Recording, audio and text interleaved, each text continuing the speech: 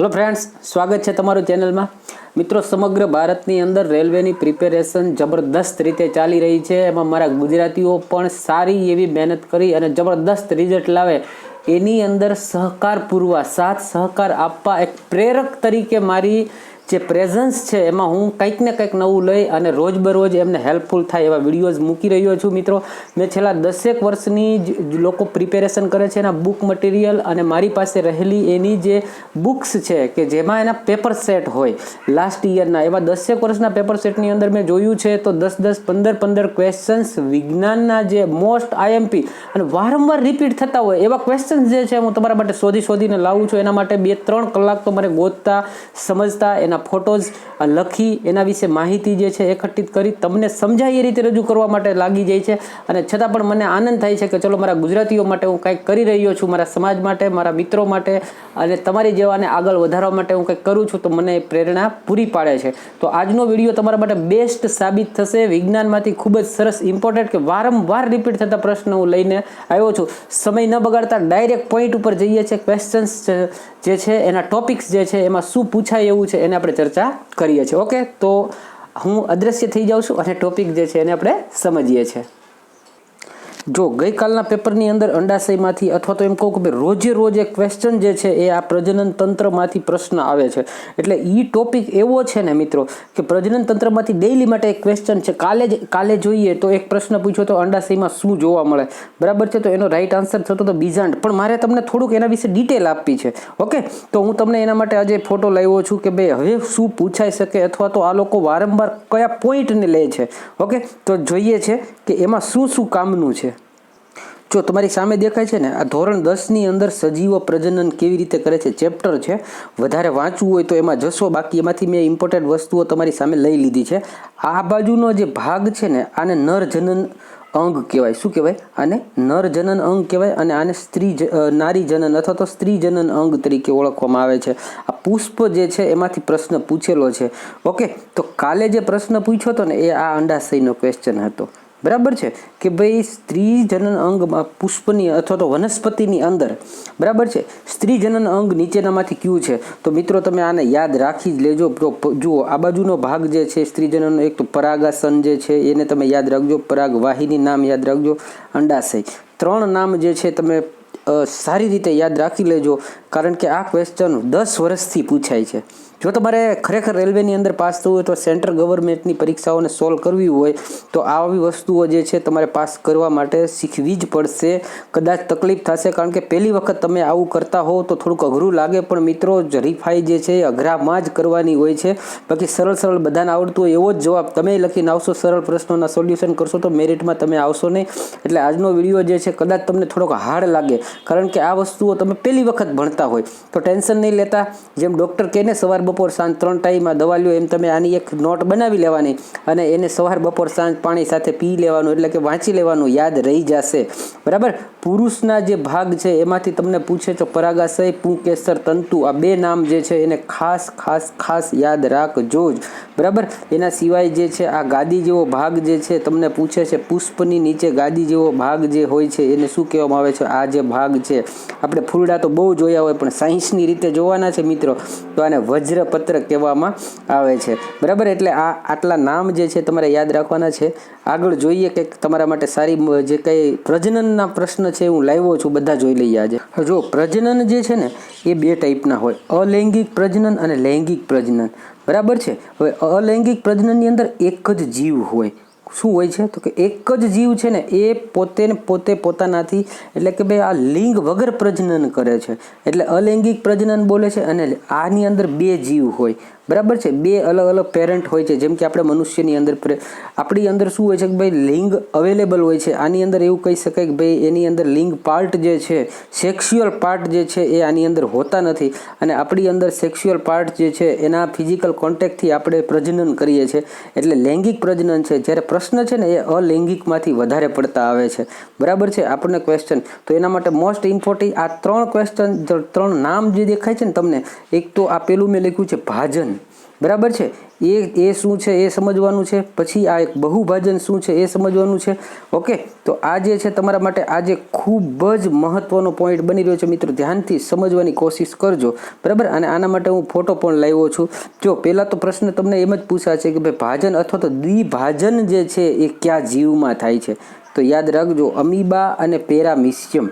શું નામ છે? તો કે અમીબા અને પેરામિશિયમ. આ બે નામ જે છે ને એને તમારે એમ યાદ રાખવાના, બે નામ જે છે ને એ ભાજન એટલે બે કટકા થાય છે. શું થાય છે? તો કે ભાઈ આ એક અમીબા છે ને એની અંદરથી બે ભાગ પડી અને બે જીવ નોખા થઈ જાય, આ વસ્તુ જે છે એને કહેવામાં આવે છે ભાજન. શું કહેવામાં આવે છે? ભાજન. સિમ્પલ રીતે યાદ રાખજો કે એકમાંથી બે થાય. બરાબર, આ એક અમીબા જે છે એના બે ભાગ થાય અને બંને જીવ નોખા પડે અને એકમાંથી બે અમીબા થાય, એને કહેવામાં આવે છે ભાજન. શું કહેવાશે? તો કે ભાજન. ભાજન એટલે ભાગ પડવું, બે ભાગ પડે એટલે દ્વિભાજન. શું યાદ રાખવાનું? તો કે દ્વિભાજન. તમને પરીક્ષામાં પૂછશે કે દ્વિભાજનની પ્રક્રિયાથી કયા જીવની અંદર દ્વિભાજન પ્રક્રિયા થાય છે? તો કે ભાઈ યાદ રાખજો, અમીબા અને પેરામિશિયમ. મગજમાં અમીબા પેરામિશિયમ બે ભાગ, અમીબા પેરામિશિયમના બે ભાગ, અમીબા પેરામિશિયમના બે ભાગ. બસ આને મગજની અંદર બેસાડી જ દેજો. આ પ્રશ્ન ડેઈલી માટે એવું કહી શકાય કે રેલવેનો લોકપ્રિય ક્વેશ્ચન્સ છે. ઓકે, હવે એવી જ વાત કરું તો કે ભાઈ પ્લાઝ્મોડિયમ જે છે એની અંદર શું થાય છે? તો કે પ્લાઝ્મોડિયમમાં બહુભાજન છે. જો બે ભાગ થતા હતા ને એટલે એને કીધું કે દ્વિભાજન, પણ પ્લાઝ્મોડિયમની અંદર આ એક પ્લાઝ્મોડિયમ હોય ને એ અસંખ્ય ટુકડામાં તૂટી જાય. શું થાય? અસંખ્ય ટુકડામાં તૂટી જાય અને નકરાજ એના પોતાની સંતતિ એટલે કે એના જેવા નકરાજ જીવની અંદર અસંખ્ય જીવ ઉત્પન્ન થાય, એને કહેવાય બહુભાજન. અને પ્લાઝ્મોડિયમ જે છે તમારે શું યાદ રાખવાનું? તો કે બહુભાજન. પ્લાઝ્મોડિયમ એટલે કે બહુ, એક કરતાં વધારે ભાગમાં થાય છે, એને કહેવામાં આવે છે પ્લાઝ્મોડિયમ. ઓકે, અને પછીનો એક મોસ્ટ આઈએમપી જે છે હાઇડ્રા અને ઈસ્ટ. આ કલિકા સર્જન જે છે એ બહુ એટલે બહુ વાર રિપીટ થયો છે. તમે બધા પરીક્ષા દઈને આવશો ને જોજો કોઈકની શિફ્ટની અંદર આમાંથી ક્વેશ્ચન બનશે 100% બનશે. કારણ કે 10 વર્ષથી આ પ્રશ્ન જે છે વારંવાર રિપીટ થાય છે મિત્રો. એટલે હું જે કહું છું એને ખાસ ધ્યાને લેજો. કલિકા સર્જન તમને પૂછાશે, કલિકા સર્જન જે છે એ કયા સજીવની અંદર જોવા મળે છે? તો કે હાઇડ્રા અને ઈસ્ટમાં. બરાબર, હવે આ છે શું એના હું પિક્ચર વાઇઝ પણ તમને બતાવી દઉં. કલિકા સર્જન એટલે શું કે ભાઈ કોઈ આવું એક જીવ છે, એમાં એક અહીંયા નાની કળી ફૂટે અને એ કળી ફૂટી અને ધીમે ધીમે એ જે જીવ મુખ્ય જીવ આવો હતો તો આ કળી પણ એવા જ જીવના સ્વરૂપમાં બની જાય ને અહીંયાથી છૂટી પડી જાય. બરાબર છે, એટલે કે આ જીવ અને આ જીવ બંને એક હરખા બની જાય અને આ કળીના સ્વરૂપમાંથી છૂટો પડે, એને કહેવામાં આવે છે કલિકા સર્જન. શેમાં થશે મિત્રો? તો કે હાઇડ્રા અને ઈસ્ટમાં. બોલો જી, શેમાં થાય છે? વિડીયો જોતા જોતા મનમાં બોલો, શેમાં થાય છે? તો કે હાઇડ્રા અને ઈસ્ટમાં કલિકા સર્જન થાય. બરાબર છે, એક કરતાં વધારે ટુકડા તો કે પ્લાઝ્મોડિયમના થાય અને અમીબા અને પેરામિશિયમ જેવા જીવ છે એ બે કટકાની અંદર છૂટા પડે છે. એટલે અમીબા પેરામિશિયમના બે ભાગ પડે એટલે ભાજન પ્રક્રિયા અને બે ભાગમાં પડે છે એટલે દ્વિભાજન. આનો ફોટો બતાવી દો એટલે મગજની અંદર એની ઇમેજ જે છે કાયમ માટે સ્ટોર થઈ જશે. જો આ ફોટાની અંદર તમને દેખાય છે, બરાબર, આ હાઇડ્રા જે છે એને ગુજરાતીમાં જળ વ્યાળ પણ કહે છે. ધ્યાન રાખજો, અહીંયા આપેલો એનું પોતાનું સ્વરૂપ છે. અહીંયાથી નાની કળી નીકળી, આ કળી છે એ મોટી થઈ અને એના જ જેવો એક નોખો જીવ બન્યો. બરાબર, આને કહેવામાં આવે છે કલિકા સર્જન. શું કહેવાશે? કલિકા સર્જન. શેમાં થશે? તો કે હાઇડ્રા અને ઈસ્ટની અંદર આ પ્રોસેસ થાય છે. ખાસ આને યાદ રાખજો.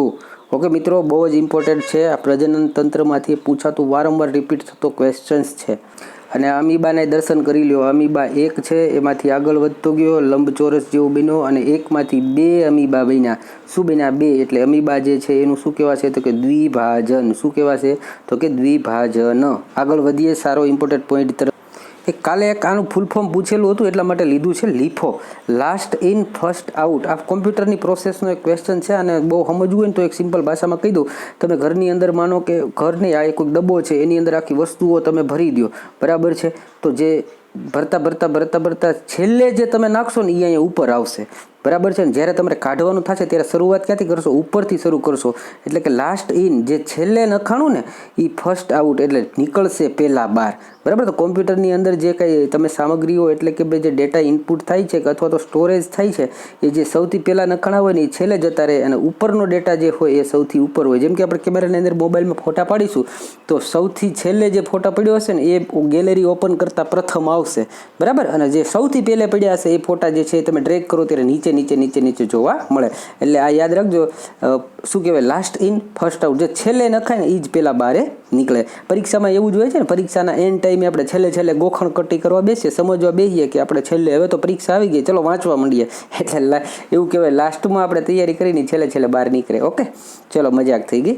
હવે બીજો ક્વેશ્ચન જે છે એ કોષમાંથી વારંવાર રિપીટ થશે. જો સેલમાંથી તો તમને કંઈક ને કંઈક પ્રશ્ન પૂછાતું જ હોય છે. સાયન્સનો લાડકો ક્વેશ્ચન કહેવાય. બરાબર. તો પહેલાં તો વાત કરી દે કોષનું જે વિજ્ઞાન છે ને એને સાયટોલોજી કહેવામાં આવે છે. શું કહેવાય છે? સાયટોલોજી. પૂછાઈ ગયો, હમણાં પૂછાઈ ગયો, ગયા વર્ષે, આના પહેલાં 15માં, 16માં, 14માં બધી પરીક્ષામાં પૂછાયેલો ક્વેશ્ચન છે. અને કોષ જે છે સેલના શોધક જે છે 1665માં ખોજ કરતા રોબર્ટ હુક. આમાંથી એક ક્વેશ્ચન ટ્વિસ્ટેડ બને છે મિત્રો. રોબર્ટ હુકે જે સેલ શોધ્યો એ ડેડ સેલ શોધેલો, મૃત કોષ મળેલો. એવો પ્રશ્ન પૂછે કે ભાઈ સેલના શોધ કરતા તો રોબર્ટ હુક છે પણ મૃત સેલ શોધનાર કોણ? તો એ પણ રોબર્ટ હુક જ છે. એટલે ધ્યાન રાખજો, ભૂલ થાય નહીં. બરાબર. એમાંથી આગળ શું પૂછાઈ શકે? તો કે ભાઈ જો કોષ વિશે જ કંઈક કહી ગયા હોય એવા બે વૈજ્ઞાનિક યાદ રાખજો રહી તો. સ્વેડન અને સ્વાન નામના બે વૈજ્ઞાનિકે કોશિકા સિદ્ધાંત આપ્યો. એને કોશિકા સિદ્ધાંત એવું આપ્યું કે દરેક સજીવ જે છે એની અંદર કોષ હોય છે. શું હોય? દરેક સજીવની અંદર કોષ હોય. આવો જ સિદ્ધાંત આપ્યો. એ કોણે આપ્યો? તો કે સ્વીડને આપ્યો. સ્વીડન અને સ્વાન. બરાબર. આ બે નામના વૈજ્ઞાનિકોએ જે કોશિકા સિદ્ધાંત આપ્યો. આ પણ ક્વેશ્ચન પૂછાયેલો છે. હવે એમાં મહત્વનું પૂછાય એવું શું છે? બરાબર. તો એને જોઈ લઈએ આપણે. કોષમાંથી ક્વેશ્ચન પૂછાય મિત્રો. સૌથી મોટો કોષ શું? તો યાદ રાખજો શાહમૃગનું ઈંડું. બહુ પૂછાયેલો સવાલ છે. સૌથી નાનો કોષ કયો? તો કે માઇકોપ્લાઝ્મા નામનો બેક્ટેરિયા છે. બરાબર. આ મેં આ વાત કરી કોની? આખે વિશ્વની અંદર એમ પૂછે કે ભાઈ સૌથી મોટો કોષ કોણ? પણ જો મનુષ્ય શરીરની વાત કરે તો કે મનુષ્યમાં સૌથી મોટો સેલ કયો? તો કે અંડાણુ, જે અંડાશયની અંદર હોય છે. બરાબર. ક્યાં હોય છે? અંડાશયની અંદર. ખાસ યાદ રાખજો મનુષ્યમાં મોટો સેલ તો કે અંડાણુ, જે અંડાશયમાં હોય છે. મનુષ્યમાં સૌથી નાનો સેલ કયો? તો સ્પર્મ, જે આપણા વીર્યની અંદર હોય છે. સ્પર્મ. બરાબર. એ સૌથી નાનો સેલ હોય છે. અને જો પૂછે મનુષ્યની અંદર સૌથી લાંબો સેલ કયો? ન્યુરોન. 2 દિવસ પહેલા જ ક્વેશ્ચન પૂછાયેલો. ન્યુરોન કોની સાથે સંબંધિત છે? તો આપણા મગજ સાથે સંબંધિત છે. ન્યુરોનનું એક પિક્ચર બતાવી દો, તમને આઈડિયા આવી જશે. આ તમે જોઈ રહ્યા છો ને મિત્રો, આ ન્યુરોન છે. બરાબર. આ એક ન્યુરોન સેલ જે છે આપણા શરીરની મગજની અંદર હોય છે. આવા લોટ્સ ઓફ ન્યુરોન્સ જે છે મિલિયન્સની સંખ્યામાં આપણા દિમાગની અંદર છે, જે આપણને માહિતીઓ આદાન પ્રદાન બધું કરતા હોય છે. બરાબર. ખાસ યાદ રાખજો, જો એવો ક્વેશ્ચન ડીપમાં જાય, પૂછેલું છે 1-2 વખત કે ભાઈ ન્યુરોન્સ જે છે એ માહિતીનું આદાન પ્રદાન ક્યાંથી કરે છે? તો આ શિખાતંતુથી. બરાબર. ક્યાંથી? આ શિખાતંતુ જે છે એના દ્વારા માહિતીનું આદાન પ્રદાન થાય છે. અને ન્યુરોન જે છે એ કઈ ટાઈપથી માહિતીનું આદાન પ્રદાન કરે છે? તો કે ભાઈ વિદ્યુતીય તરંગો દ્વારા. કેવા? વિદ્યુતીય તરંગો દ્વારા શિખાતંતુ જે છે માહિતીનું આદાન પ્રદાન આપણા બોડીની અંદર, મગજની અંદર કરે છે. થોડું હાર્ડ લાગશે મિત્રો, કારણ કે આવું આપણે લગભગ ભણ્યા ના હોઈએ અથવા તો પહેલી વખત જોતા હોઈએ તો ટેન્શન ન લેતા. બરાબર છે. આ નોટ બનાવી લેવાની અને આને ફરીથી રિપીટ કરજો, યાદ રહી જશે. એમાં કંઈ અઘરું નથી. આ હાઇડ્રોક્લોરિક એસિડ આપણા પેટની અંદર કાર્ય કરે છે. એમાંથી ક્વેશ્ચન પહેલાં તો HCl હાઇડ્રોક્લોરિક એસિડ છે. બરાબર છે. એ એટલું બધું તેજ છે કે જો આપણા શરીર ઉપર ટીપવું પડે તો એ આપણા શરીરની અંદર ઉતરી જાય અને શરીરને તોડી ફાડી નાખે.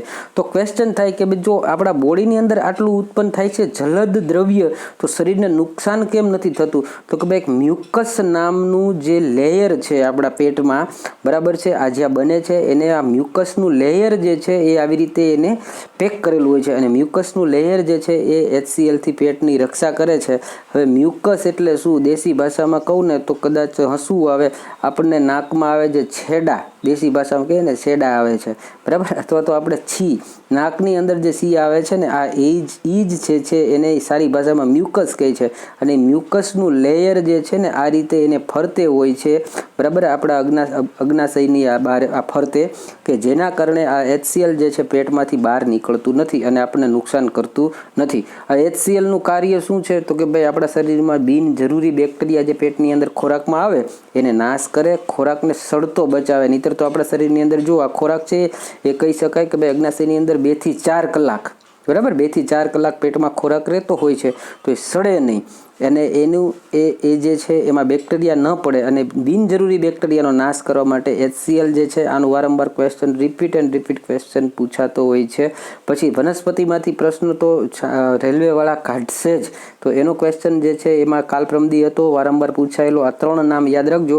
વનસ્પતિ માટે ઇમ્પોર્ટન્ટ ખનિજ તત્વ જે છે તો પહેલું તો નાઇટ્રોજન, ફૂલ્લી જરૂરિયાત નાઇટ્રોજન. જો યુરિયા ખાતર અને આ બધું નાઇટ્રોજનમાંથી જ બને છે, બરાબર.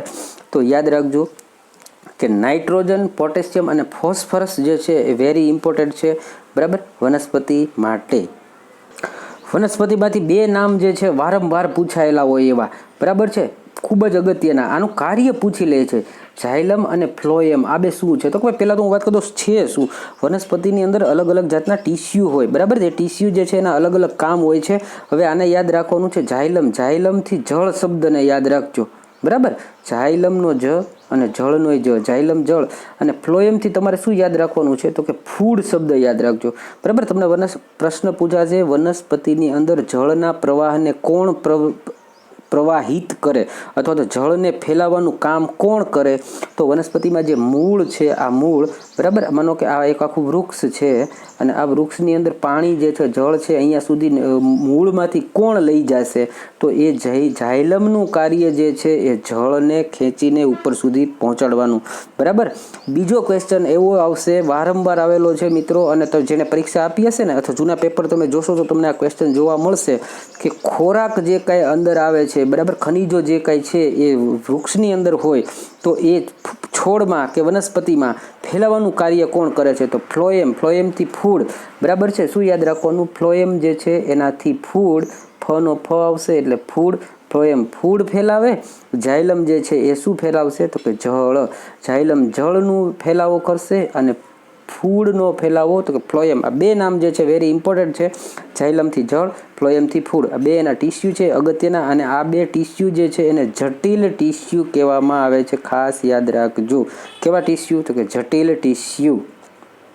હવે જો હું વાત કરું મિત્રો કે આ તમારી સામે જોઈ રહ્યા છો પિરિયોડિક ટેબલ, એટલે ગુજરાતીમાં કહું તો આવર્ત સારણી. શું નામ છે? આવર્ત સારણી.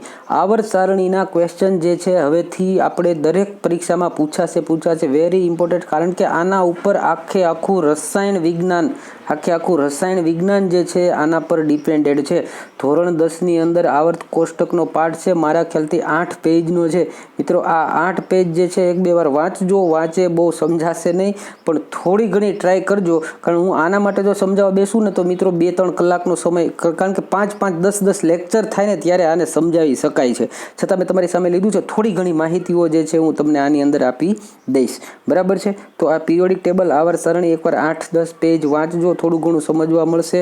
બાકી ટ્રાય કરીશું કે આના માટે આપણે કંઈક વિગતવાર ડિટેલથી તમને હું લેક્ચર આપું અને તમને પિરિયોડિક ટેબલ વિશે ખબર પડે, બરાબર. તો પહેલાં તો યાદ રાખવાનું કે ભાઈ આની અંદર 118 તત્વ છે. કેટલા છે?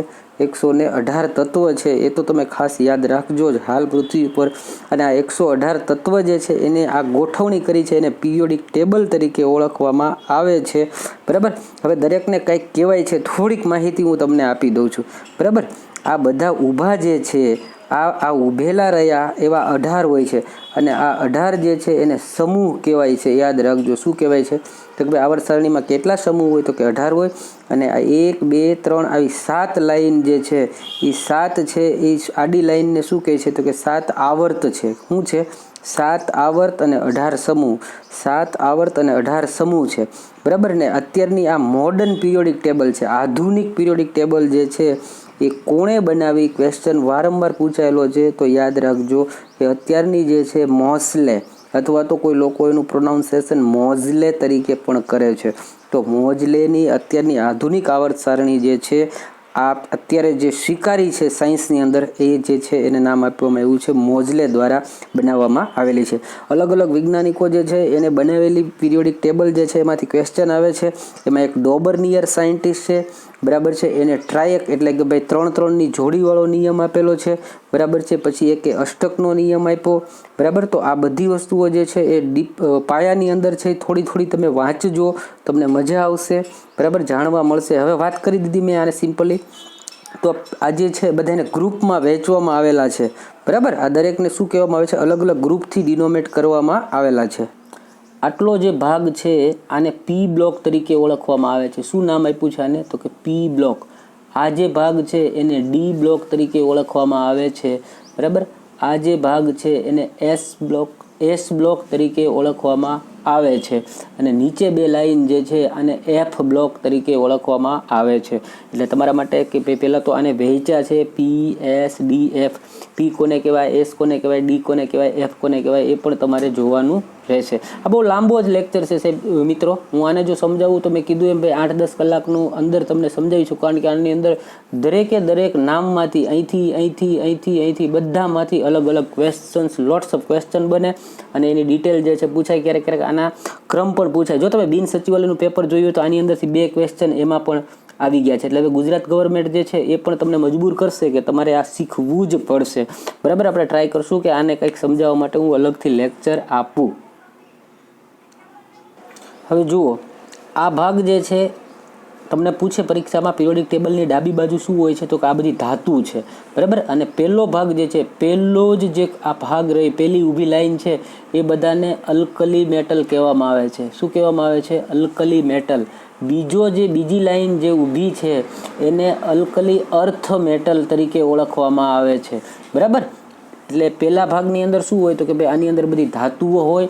તમને પ્રશ્ન આવે કે ભાઈ ડાબેથી જમણે જતા, તો પહેલાં આ બધી ધાતુ છે, બરાબર. જમણી બાજુ બધી અધાતુઓ આવશે, આવું પૂછી શકે છે.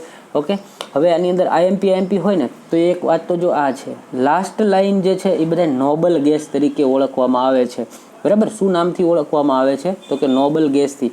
આ હિલિયમ છે, નિયોન છે, આર્ગોન છે, ક્રિપ્ટોન છે, ઝેનોન છે, રેડોન છે, બરાબર. આ જે છે એ બધા શું છે? Nobel gas. તમને પ્રશ્ન આવે આમાંથી સીધું જ પૂછશે, નીચેનામાંથી કયું નોબેલ ગેસ છે? નોબેલ એટલે કે રાજા, જે બીજા કોઈની સાથે, એવું કહેવાય કે બીજા કોઈ પણની સાથે પ્રક્રિયા ન કરે એવા જે કંઈ હોય એને રાજા તરીકે ઓળખાય, બરાબર છે. તો આપણે સિમ્પલ વાત છે કે રાજા છે એ આમ તેમ પબ્લિક સાથે ઝડપથી બેસતો નથી, કોઈ સાથે જાતની વાતો ન કરે, એ એના રાજભવનની અંદર જ બેસે.